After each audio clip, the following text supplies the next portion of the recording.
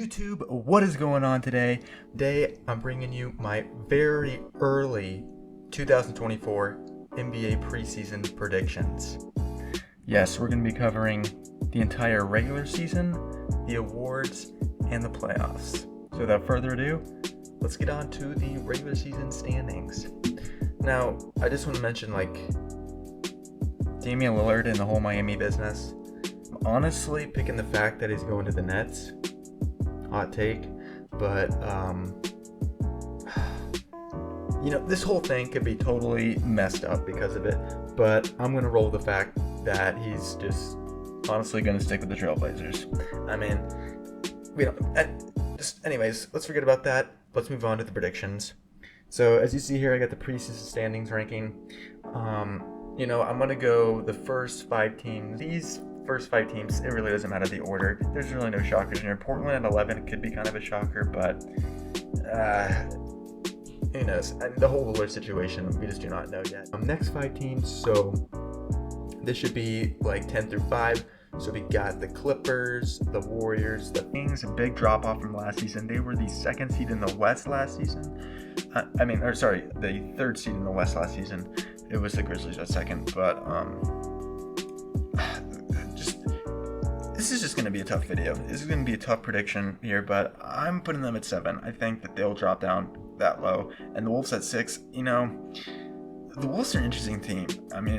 They were actually pretty competitive last season. They gave the Nuggets actually, just from that one clip from Bruce Brown, he said it was probably one of the toughest series. Tougher than the Lakers, the Wolves were.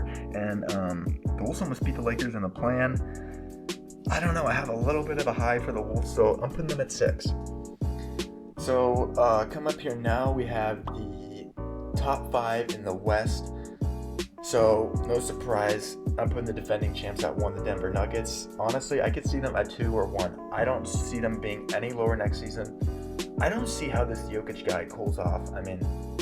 He doesn't get injured. He plays every single game, and he's just broken basketball. He's legit broke basketball.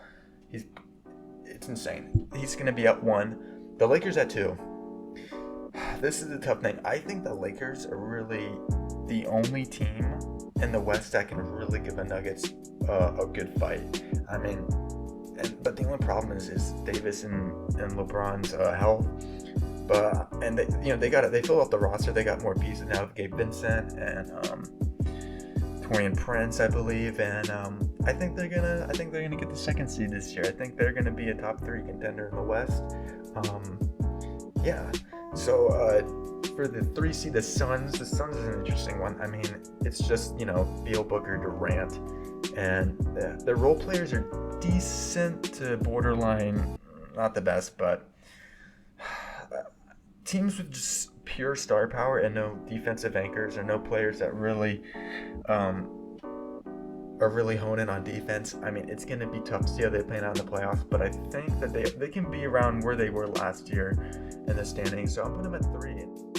To the East, the first bottom 5 teams, but the Wizards, the Hornets, the Magic, the Pistons, and the Pacers. With those 5 teams out of the way, let's move to the next tier of 5 teams, tier 2 of the East. So at the bottom, this is a major hot take. This is the Philadelphia 76ers. I have them at the 9 seed in the Eastern Conference. A team that was in the 2nd round of the Eastern Conference playoffs last year is at 9. And this goes with the whole Lillard thing. I don't know if Harden's staying or not, and that's pretty much the whole reason behind it. I just think this whole team's chemistry is completely thrown off, and Harden's completely thrown off this team's title chances is just his attitude. Superstars these days just requesting trades just from one failed season. That's not how you win a championship, man. This team, honestly, in my opinion, had title chances last year. Very good title chances. But, Harden, I think he kind of hurt the chemistry in my eyes for next season. I'm putting him at 9, and that's that. The Hawks, I'm putting them at 6. I think they're going to make a 6 seed, and they're going to stave off the plan. The Hawks, they smashed the Heat in the play-in last year. A couple years ago, they were in the ECF. They have Murray, Trae Young. A lot of people kind of don't like this guy. This guy's really elite. I mean, he's just a miniature Steph Curry out there. I'm sticking them at the 6th seed. They can definitely be there. I mean, they have Clint Capella, really, honestly, a good switchable team. I mean, they can cover all areas pretty well. Raptors at 8. I've heard nothing too positive about the Raptors this offseason, but I think I'm just going to stick them here at 8. To be honest, I'm not too sure what the Raptors' ceiling is next year. I would say the highest they can get is probably 6. So for the last tier here, the tier 1 of the East, 5 here, I have the Brooklyn Nets. Okay, so I know at the beginning here, I said Lillard's probably going to go to the Heat or the Nets. The reason that the Nets at 5 here is I was low-key thinking he was actually going to go to the Brooklyn Nets. So with that in mind, let's just pretend like he's on the Nets here. And if he's on the Nets, I think they are a 5 to 4 seed in the East. I mean, and everyone says that Lillard's going to take a team to the championship level. Guys, literally MVP is only when you championships. You got to have an MVP on your team or some well-constructed team that's been together for a really long time to do it. I mean, by 80 to 90% of all champions in NBA history have to have an MVP on their team. So I'm sticking them here at the 5. I'm not too high on Lillard and the Nets, and that's the reasoning for it. We got the Heat. I think we all know the Heat. They were in the finals, 2 of the last 3 years, 4 years? I don't know how this team does it. I mean, next team.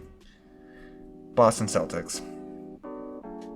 The Celtics, I mean, they are, in my opinion, the most complete team. Like, I would think they're one of the best teams ever that don't have an MVP on their team. They don't have a league MVP.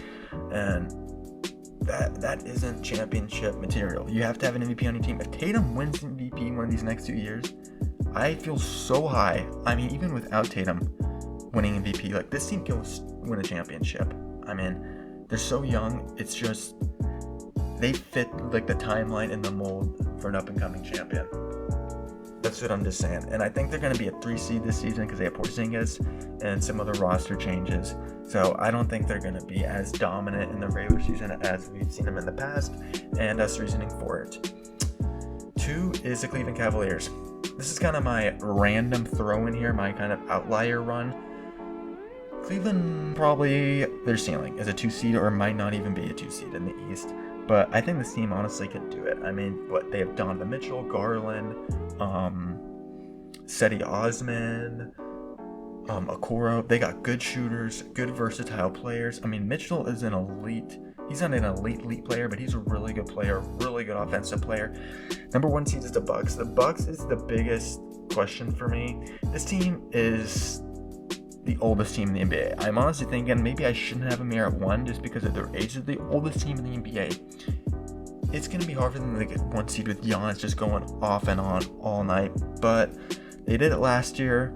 And in fact, I actually have both of the number 1 seeds still the same from last year to this year. Yeah, I mean, they got Drew Holiday, Middleton, Giannis. They brought Middleton back for less. I mean, it's the Milwaukee Bucks.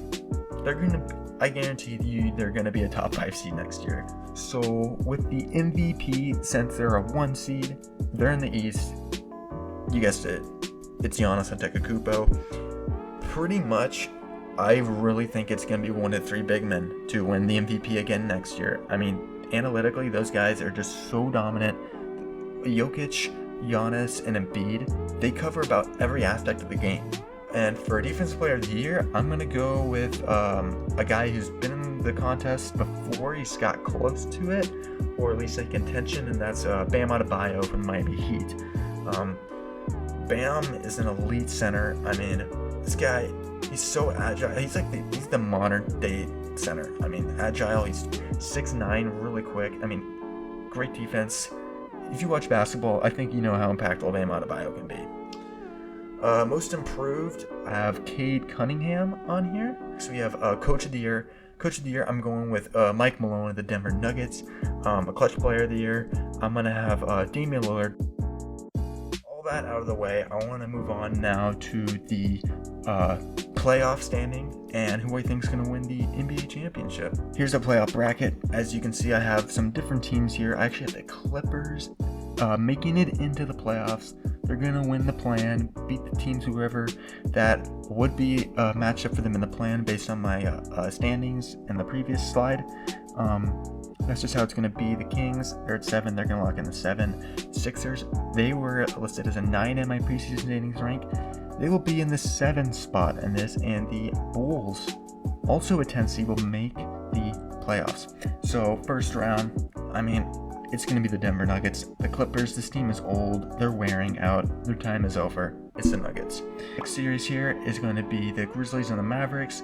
Interesting series. The Grizzlies will have Ja back. I'm going to have to take the Grizzlies. I mean, Luka and Kyrie, they're going to have to deal with Morant, Bane, and a lot of size that the Grizzlies have with Adams and Jackson.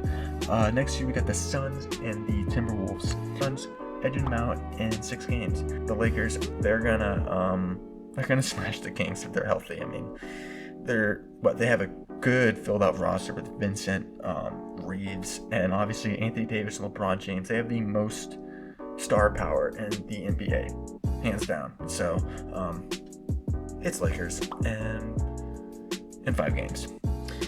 Now moving on here to the East, I've actually got the Milwaukee Bucks. They're going to beat them in probably 6 to 5 games. I think there's not going to be a sweep coming in here yet. Next year we got the Heat and the Nets. So as I said earlier, I think Lillard is going to be on the Nets. And that's just a thought process going into this video.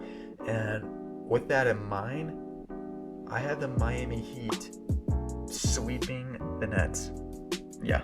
The Miami Heat are going to sweep the Nets. And then next year we got the Boston Celtics and the Atlanta Hawks. I'm going with the Boston Celtics. I'm picking them in 5 games. 76ers are going down in 7 games.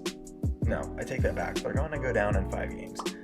So time to navigate back over here to the West. So here in the second round, I'm going to have the Denver Nuggets beating the Grizzlies here. I think this is actually going to be one of the toughest series for the Nuggets. I think this is going to be 5 really tight games, not just a gentleman's suit. When people say 5 games, it sounds like they just got mauled over. 5 games can be pretty dang close, so I'm going with the Nuggets in 5 close games. I think the Grizzlies can match up pretty well with Adams and Jackson, but I mean, Jokic, this guy, he's just broke the game, man. So with that, let's move on to the next year. I'm gonna have the Phoenix Suns taking down the Lakers. One of these 2 teams is gonna have an injury problem. And I think it's going to be the Lakers that are going to catch it first in this instance, and I think the Suns are going to get them in with that. So with the East here, I'm going to have the Miami Heat beating the Milwaukee Bucks again. And I'm going to have them going on another postseason tear. They're beating the Bucks. It's going to be 7 games. I mean, it's going to be an absolute crazy series. And that's just my prediction on it. We're having the Heat advance into the East Conference Finals again. Okay, so now we have the Celtics and the Cleveland Cavaliers. I'm going with the Boston Celtics. In the Western Conference Finals here, I'm going to have the Denver Nuggets beating the Phoenix Suns. They're going to head back to the finals once again. They're going to beat the Suns in another 6-game series this time. I mean, the Suns are pretty much the same team last year. They just have Paul traded out for Beal. Not that much of an upgrade, in my opinion. This team needs some defense. It needs some depth, and it needs some defense. And with that, the Nuggets only lost Bruce Brown. And besides, they have Nikola Jokic. I mean, this team's going to be very tough to beat, and they're moving back to the finals. So in the Eastern Conference Finals, it's, again, a rematch from the last 2 seasons. It's going to be the 4-seeded Heat in this instance versus the 3-seeded Boston Celtics. But this time, I think it's the Celtics beating the Heat in a sweep. They're going to sweep the Heat this time. They're going to exercise their demons, and they're going to head to the finals and beat this team again, because they beat them in 2020. Gotta remember that. But beat them again, they're getting their revenge, they're back to the finals.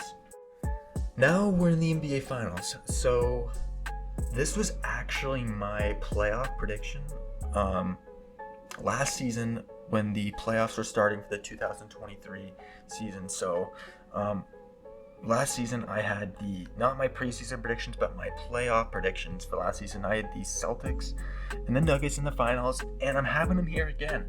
I think this aligns perfectly. To end this off, I'm going to be a little crazy here.